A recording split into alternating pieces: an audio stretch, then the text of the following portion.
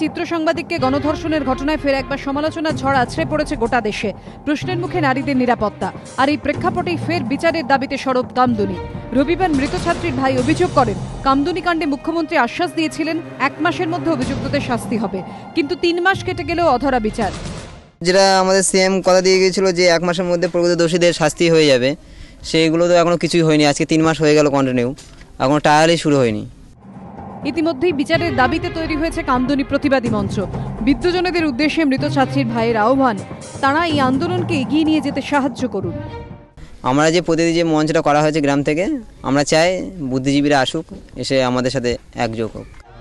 CBI তদন্তের দাবিতে অনড় কামদুনিবাসীর দাবি, তাদের তৈরি প্রতিবাদী মঞ্চে কোনো রাজনৈতিক রং নেই। হাইকোর্টের নির্দেশে কামদুনি মামলা সরেছে কলকাতায়, তবে এখনো চার্জ গঠন হয়নি। রঞ্জিত সাউয়ের রিপোর্ট, এবিপি আনন্দ, উত্তর 24 পরগনা।